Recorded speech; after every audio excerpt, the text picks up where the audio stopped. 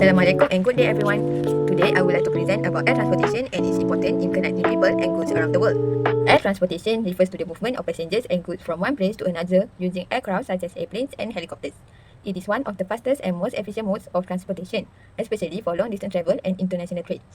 Air transportation plays an important role in connecting people, business and countries around the world. It also helps to promote tourism, economic growth and global communication. For example, one of the successful companies in the air transport industry is AirAsia.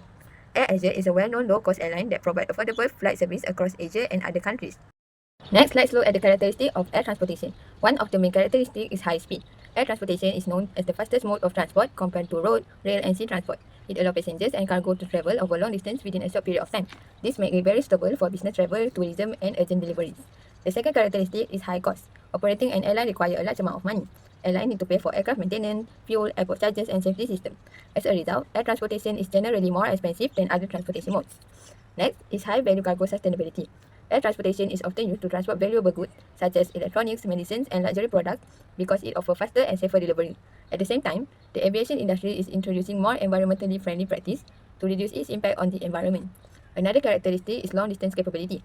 Air transportation can connect countries and continents efficiently. For example, people can travel from Asia to Europe within a few hours, making international trade and tourism easier.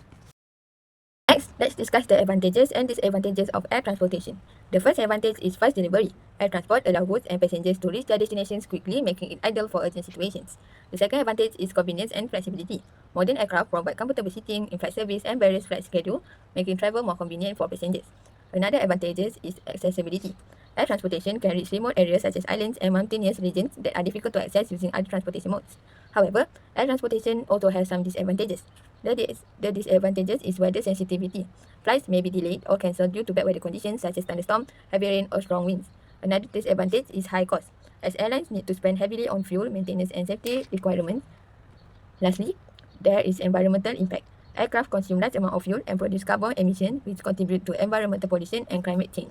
Now let's move on to infrastructure and network. A major air transport hub is an airport where many flights connect and transfer passengers or cargo. For example, including Kuala Lumpur International Airport or KLIA in Malaysia and Dubai International Airport in the UAE. This airport plays an important role in connecting flights from different destinations around the world. For major routes, there are two types. The first is domestic routes, which connect cities within the same country. An example is the route from Kuala Lumpur to Kota Kinabalu.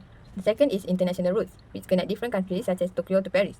In terms of policy, the Civil Aviation Authority of Malaysia or CAM is responsible for regulating civil aviation activities in Malaysia. It ensures that airlines and airports follow safety regulations and standards.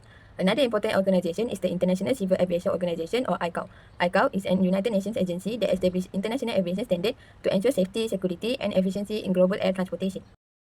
I will explain the stakeholders involved in air transportation. The first stakeholder is government agencies.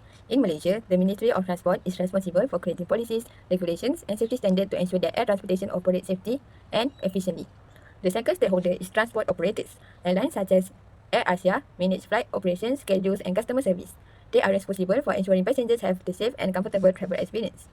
The third stakeholder is environmental group. Organizations such as the International Council on Clean Transportation or ICCT help raise awareness about environmental issues caused by aviation, including air pollution and carbon emissions. They encourage the industry to adopt more sustainable practice. The fourth stakeholder is community organization. This group represents local residents living near airports. They often raise concerns about issues such as noise pollution, traffic congestion and environmental impact caused by airport activities. The fifth stakeholder is passengers or consumers. Passengers are the main user of air transportation service. They expect affordable ticket price, good customer service, safety and a comfortable travel experience. Next, let's move on to the issue. One common issue is flight delays caused by bad weather conditions such as storm or turbulence. Another issue is language barriers between passengers and cabin crew. Since passengers come from different countries and speak different languages, communication can sometimes become difficult and can lead to misunderstandings.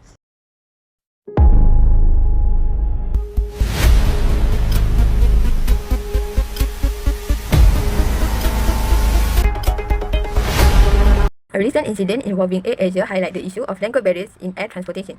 In this case, a passenger became frustrated because the cabin crew could not speak Mandarin. As a result, communication problems occurred, causing arguments and delays that affected other passengers. To overcome this issue, airlines should provide basic language training for cabin crew, especially in commonly used languages such as Mandarin, Arabic, and Japanese. Airlines can also use translation cards or digital translation tools to improve communication.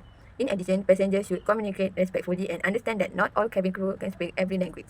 This action can create a safer and more comfortable travel experience for everyone.